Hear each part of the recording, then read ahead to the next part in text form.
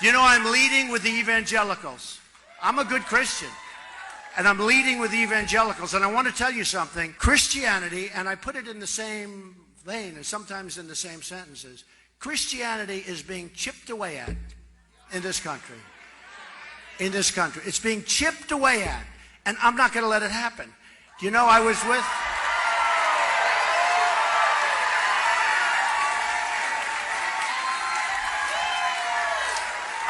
a whole room full, like 50 pastors, ministers, great people, some of whom I knew pretty well and some I don't.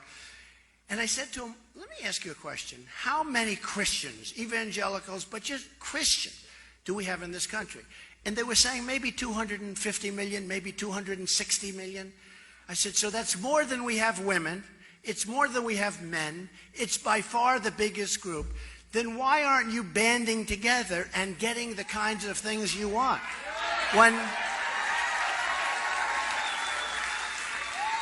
When people talk about we need a temporary ban on Muslims until we find out what is going on here, okay? There is total outrage. When people talk about Christians and Christianity, there's no outrage. There's no outrage. I said, let me ask you, and these are great believers, these are great people, these are strong people, smart people. I said, why is it, and I think I really found something that's very important for all of us, why is it that you people don't have a stronger lobby? And during Lyndon Johnson's regime, I will call it, because that's sort of what it was, if you think about it, but during his term as president, they passed something where the tax deduction is under siege if they do anything that's a little bit off. Okay? So they're going to lose tax-exempt status, right? And I said, wait a minute, that's right, that's the answer. I figure, I'm a pretty smart guy, I figure things out pretty quickly. So as soon as I mentioned it, I said, that's it. Because I said then, so the man walking, I was in Trump Tower, I pointed down to the sidewalk, there were people walking on the sidewalk. I said, then those people walking on the sidewalk are more powerful than you people in the clergy, the pastors, the ministers, the priests, the people in the clergy. They're more powerful. They said, that's right. I said, not going to happen anymore. We're going to get rid of that thing. I want Christianity to have a strong flavor. Why did we ever pass a thing like that? And it's so important. I mean, really, they've shut Christianity down.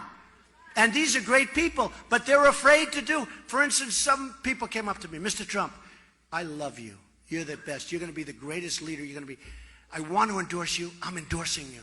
But I'm not allowed to do it publicly because if I do it publicly, I may lose for the church the tax-exempt status. So they're really being silenced, and we can't let that happen.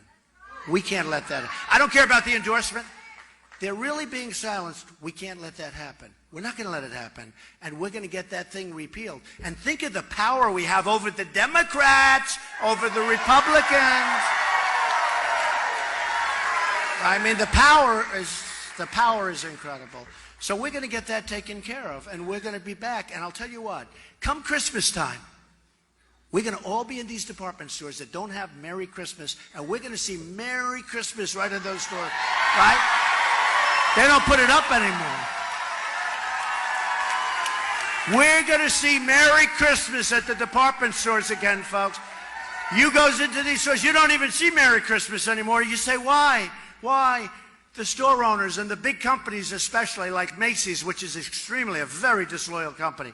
But these big companies, they don't want to use it because it's not politically correct. It's going to be not politically correct not to put it up. You watch. You watch. You watch.